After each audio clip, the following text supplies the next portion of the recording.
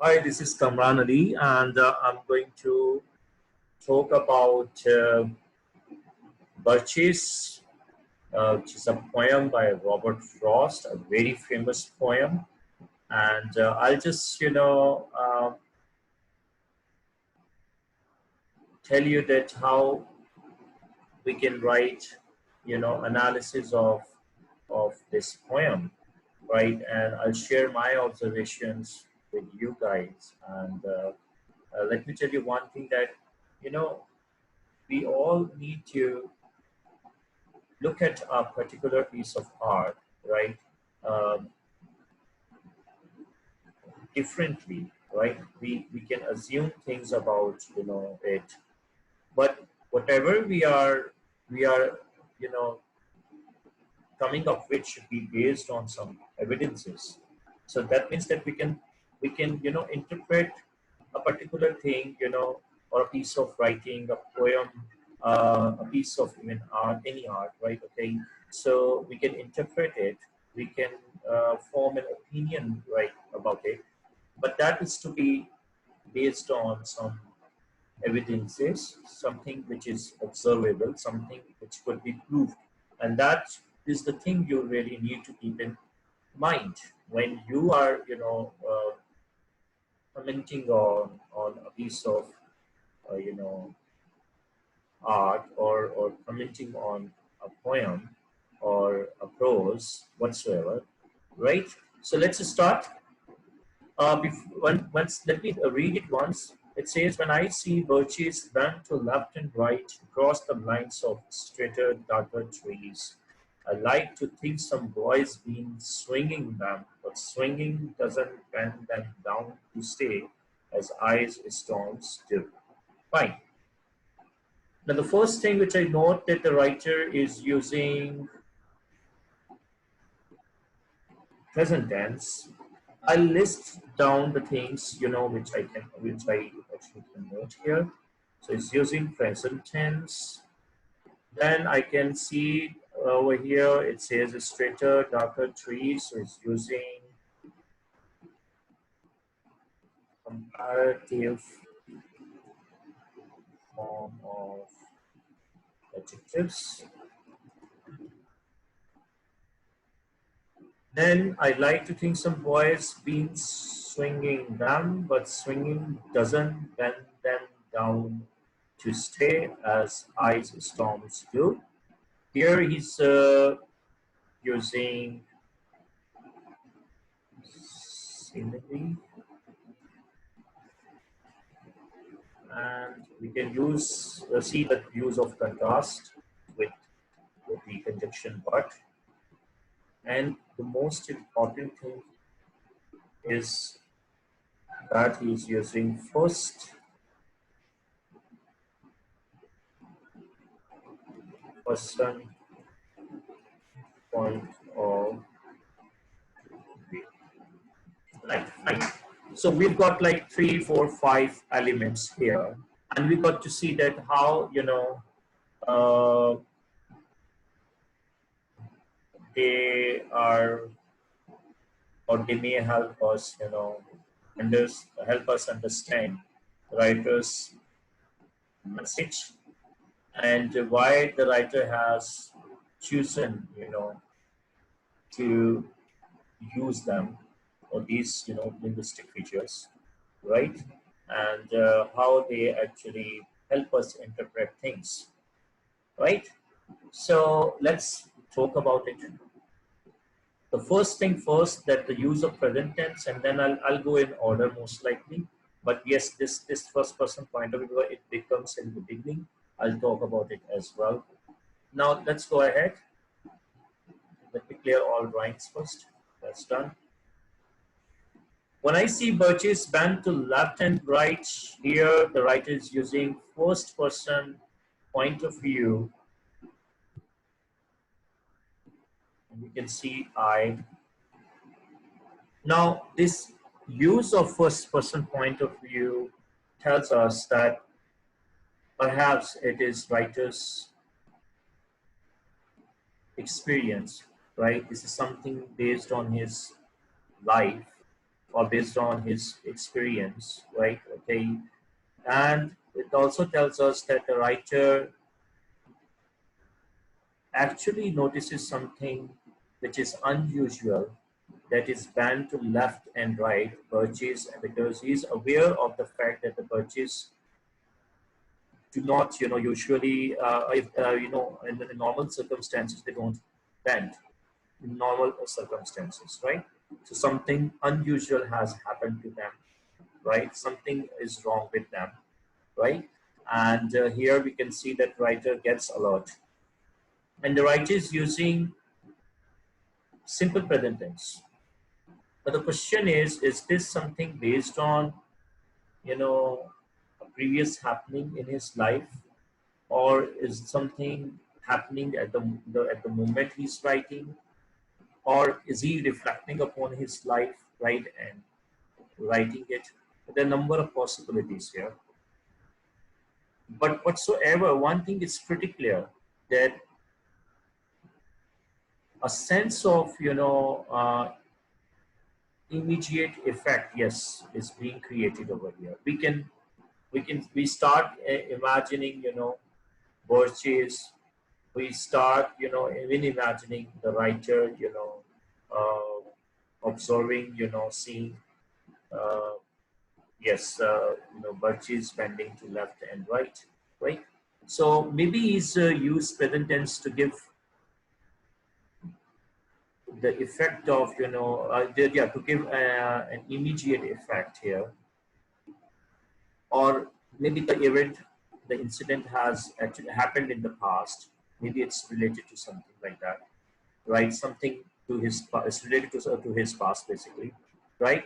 So when I see birches bend to left and right, writer gets alert, because this first line starts off with when. So this when actually doesn't imply that every time this happens. It implies that this actually is happening either at the moment when he's writing, or it's something which he is, he's recalling and writing about, right? Okay. So when I see, when also implies that that something unusual happens, and the writer gets alert, right? So he gets alert because he sees birches bend to left and right, and then he's saying that across the lines of straighter and darker trees. Why straighter and darker trees? Why the use of, why is he using comparative adjective over here, right? And especially this straighter one. What effect does it create? In my opinion, it tells us that the writer is trying to use some logic, or he's trying to tell us that it is not his illusion, right? It is not his illusion. Rather, it is something based, right? Something evidence based, and the evidence is that the other trees are straight up. So when he compares, he finds the difference between other trees and birches. So this means that he's sure that birches, are bending to left and right. So here it creates a sense of reality. He's using logic, he is using rationality, he is trying to be realistic. He's telling us that it's not something which is based on an illusion, right? Okay, all right. So then when we read further, we see that here he is trying to be as logical as possible, but then in the third line, he says, I like to think. Now here comes a matter of choice. I like to think.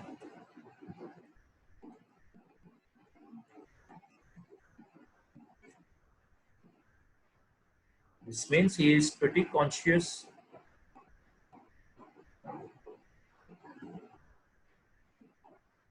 of the fact that now he is, assuming things, right? He is hypothesizing, the reason for, birches bending to left and right, because he is trying to, here he was curious, and at this point he is thinking of an appropriate reason for that, and his reason is based on something, uh, with which he is something which he is familiar with, right?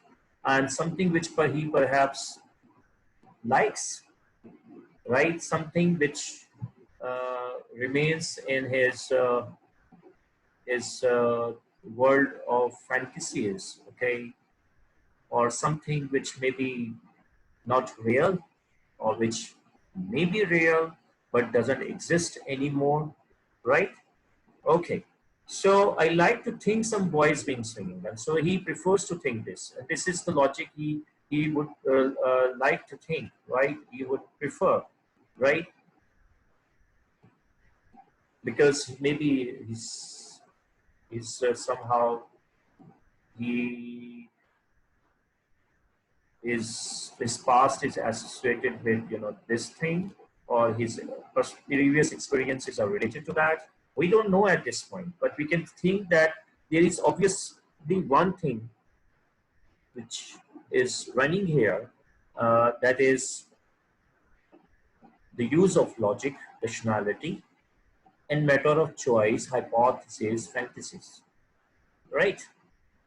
And then we can see a contrast, but, oh my God, but that means he rejects his fantasies. He rejects what he prefers to think, right? And he says, but, so there is, again, he gets a lot. Again, he moves towards some sort of rationality, some sort of, realism and all that. And he says that, but swinging doesn't bend them down to stay.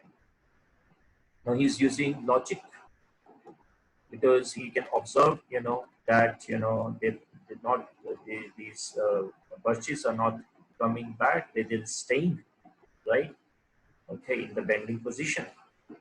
So, and he also, compares this sort of bending, the impact of bending, right, of birches, right, because of ice storms, with the impact of bending of birches, right, by some boys swinging them, right? Okay, so he's comparing these two things, and he believes that this is harsher than this one, right? This storms, ice storms, does more harm than the boys swinging them, right? Because, and that's why he says that it doesn't, bend them down to stay, and this is only possible, this greater impact is only possible if ice storm is involved, right? So it also may mean that this is something, some boys being swinging, and this is something, related to something, yeah, something which is recreational, which is fun, which is a source of joy, right? Whereas ice storms, right, actually give us a sense of trouble, a sense of, uh, insecurity, right? It's because usually ice storms, give us tough time. Now, if we look at these two things, we can dig deeper, and we might think that he's talking about perhaps life, because in life we have lighter things, we have harsh things, right? Okay, and they impact, one thing differently, right? So over here, if a boys, swings what birches, it has different impact, And if, you know, storm, ice storm, right, happens, it's going to impact, this these birches differently. So maybe it's about fantasy, reality, it's about life, it's about, all of this stuff, right? And at this point, what we can understand that a writer wants us to use our imagination, right, or imaginations, right? B, the writer is comparing things, right, and he is comparing maybe reality with fantasy, or he is comparing two different aspects of life. We don't know. We still have to, unfold lots of things later, in upcoming uh, lines. So at this point, we can see that writer is comparing things. He is observant. He is, trying to use, logic. He is looking for reality. He is also, he's aware of uh, the existence of reality and fantasies, both, and he's trying to make a point over here about that. All right. So, student, that's enough for today, and I'll continue with my lecture, inshallah, and I hope that you understand and you've understood that you have to list down the linguistic devices, the poetic devices, and they are really meaningful, and they help us understand the writer's deeper message. Like we can see that simile, the use of simile over here is not useless, right? He's comparing two things, right? And then we can also think about what is being compared, why is it being compared, and what it implies, and all that. We can see that over here, darker and straighter, right?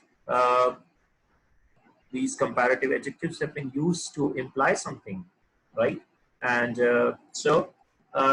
and we can also see that over here, the use of present tense is not,